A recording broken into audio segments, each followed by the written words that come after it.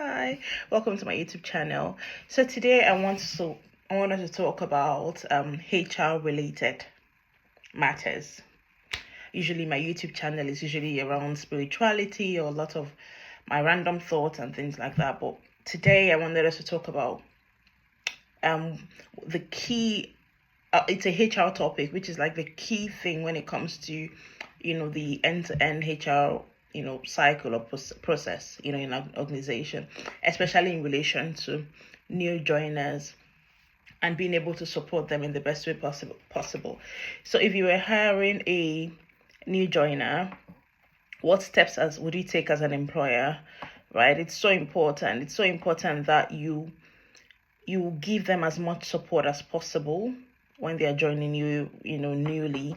I know that most government organizations, councils, the NHS, a lot of like government organizations really, they would give as much support as possible to new joiners, right? From training to cultural sensitivity trainings to things like that, right? But from my understanding, most companies don't give as much support as possible to their new joiners or to their new employees, and it's annoying to see. It's difficult to watch. Someone has joined a company for the first time. So what's the first thing you do after giving them so some people even assume that induction is just it begins and ends with people having their work tools and access to portals and access to the workstation. But that's just the beginning. I mean, that's just the start. That's induction. That's just the start. From a little understanding of human resources, when a new joiner comes in, you welcome them, you give them their workstation, give them their login details, give them access to all of the portals that they need, set them up on their training, and then you'd have an onboarding slide. Like, it's just annoying to see that all of the companies I've joined in this country, they don't have any onboarding checklists. They don't have anything. They don't have any kind of support for new joiners. How am I expected to know the key people to contact at your organizations? Why do I have to ask you about it? Why do I have to be the one? So, do you know what? I recently had an interview and it was more like I was talking about how, I created this whole new onboarding slide for my organization and, set things in place, an SOP document to ensure that new joiners have like a systematic, process to follow, are properly informed, before they begin their roles or while on the job, so that it's easier for them to just hit the ground running. And then she asked me, okay, in a situation where, this kind of system is not available, what would you do differently? Like, if this was not available, what would you do differently? And I'm trying to, but then actually, why is the onus on me? Why is the onus on me to ask all of that questions? So she was expecting me to say things like, I'll not take no. So who are the employees who are the key people I need to contact? Oh yeah, this person, yeah, I'm writing the person. Okay, so what's the process for this? And I'm telling you, I'm new to this organization. I don't even know the role end to end. I wouldn't know what I need until much later. And on the first day, I'm trying to just, understand everything. So why would you put that pressure on me as a new joiner to ask all of that question? You are there, you know what I would need, you know what's important for me to thrive on the role. You're supposed to do regular check-ins with me as a new joiner, but you're not doing any of that. You're asking me, what would you do differently if there was no SOP in place? Why is there no SOP in place? Like, why don't you have a functioning HR department? Why? So I'm here to advise you, employers who don't have a HR person in place. So the first thing you'll do after handing over the workstation, first of all, give them the workstation, right? Give them access to the portals, whatever learning portals you have, whatever HR system you have, whatever thing they need to carry out their job. You have to give them the portals. Thirdly, you'd ask them if they want a demo or if they are happy to learn this on their own. Personally, I prefer to learn on my own. I don't want you doing a demo. I prefer to learn on my own, right? Self-learning, because I learn by doing. And then when I've learned all of that, you will tell me a process. What's the day-to-day like? Why won't you tell me what the day-to-day is like? Why? How can you just expect me to start work and I don't even know, and then I'm waiting for you to tell me what to do? Why do you want to do? Why are you doing that to yourself? And then later you complain, oh, she didn't really get the hang of things. How would I get the hang of things? Tell me, what's the day-to-day like? And let's imagine that, okay, point to note. New joiner, you would ask, what's a typical day-to-day like? Half the time they would say, oh yeah, usually as the work, I know the last time I asked someone that question, said, usually as the things come up, as the tasks come in, you'd see it and then you'd attend to it as it comes in. And then I'm waiting for the tasks to come in. And then what happens then is that when the tasks come in, they handle it themselves. And then they are, oh, do you want to, I feel like sometimes some people I've worked with, they just want to, it's like hoarding the job for themselves or trying to take so much ownership that they want to be the one in control of assigning things to you. I don't want to get emotional. So you'd ideally, as an employer, you'd tell me what a typical day-to-day is like. I've worked, one of the companies I worked in, and my manager was a lot more helpful. He'll tell me, oh, typically the day-to-day is like this, and this is what is expected, and this is how you do it. And then that helps me a lot. And then while you're telling me what the day-to-day is like, I'm asking questions. Okay, so when this happens, so what happens? Okay, so if this happens and this doesn't happen, so what's the ideal situation? So I'm asking questions. But then I tell you, some people wouldn't be confident enough to ask questions, right? And so you try to be as clear as possible. And ideally, you should have a process map in place for each function. It's just the ideal situation. I'm saying this to employers. It is the ideal thing to do. You have no business hiring someone in and then believing and hoping that their manager is going to guide them through. Some managers are very mean. Or not that they're mean, but they're just not very good managers. Yeah? So they're not really mean, but they're not the best at managing people. So you give them a process map. For this particular function, this is what it is. For instance, in human resources, for recruitment, these are the processes. This is who you contact. These are the hiring managers for these roles. We do this quarterly. We do the appraisals quarterly. I mean, I was in a particular job and the appraisals, I didn't know about them until it was due. Why? Why don't I know about them? Why? So for the appraisals, we do this quarterly. These are the spreadsheets we use. Or we need to create a new one. Could you handle that? For the payroll, it has to be signed off by this person. Oh, for employee relations, this is the process we follow. Things like that. Or we don't have any process in place. It would be good if you could set one up. I'm a very organized person. I need my sanity. I need to know what I need, what's expected. See, I've been to a job and it seemed like I was doing too much.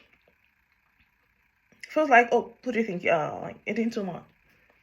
So you need to tell me what's expected. What's the expectation?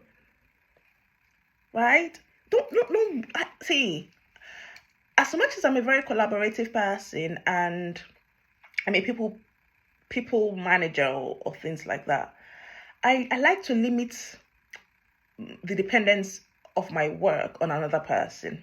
I just don't like that. I don't like when my work is dependent on whether or not another person is happy.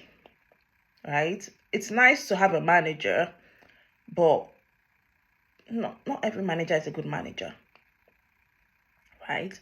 I don't want to come off as, oh, she's not a team player. I'm a team player, but then when I'm new, I'm vulnerable. When I'm new, I don't know much. When I'm new, the ball is in their court, not mine. So it's better for me to know what the process is first.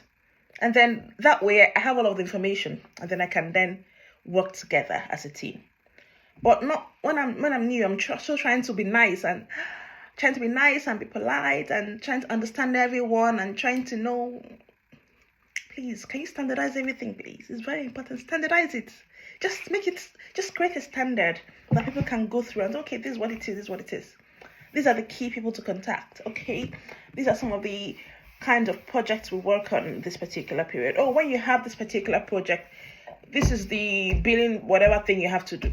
Please set it up. When I say standardize it, I don't mean to say, oh, this is how you recruit, or this is, I'm not saying the process for the particular job, even though that's even valid. You can actually do that, especially for like more junior roles. But if it was for like just a general role, I need to know where things are. I need to know who is important and who is not important.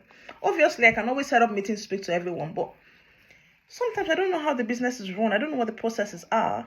And then that needs to be standardized. I need to look at it, go through and say, okay, this is what it is. Give you something to read. Don't just give me your policies and say, oh, you have to wear red, don't wear black, don't wear corporate, don't talk too much. Tell me, these are the processes to follow for each function. And then for new joiners, right, who are joining the organization for the first time and this is not in place, I'll tell you from experience, ask a lot of questions. So where I come from personally, right, I'd ask questions, but then not really where I come from, but generally, obviously, like when you're new, you don't want to come off as not knowing what you're doing, and so you don't ask so much questions. Oh, I remembered something. I remembered someone who joined my organization, many years back. He joined us as an accountant, and really, there were things that I would ask him that, oh, do you know how to do that? I'm like, of course. Of course I know it. He didn't know jack. Also 3 times, 3 different things. I'm like, oh, and I'm genuinely asking, not because I want to judge him, but because I actually genuinely need his help. I'm like, oh, do you know how to do this? Do you know how to do that? I'm like, yeah, of course. Oh, it's very easy. No, yeah. He didn't know any of that, right? And I think he did that because he didn't want to be judged. He didn't want people to think, oh, we've made a mistake hiring him. It happened to me as well.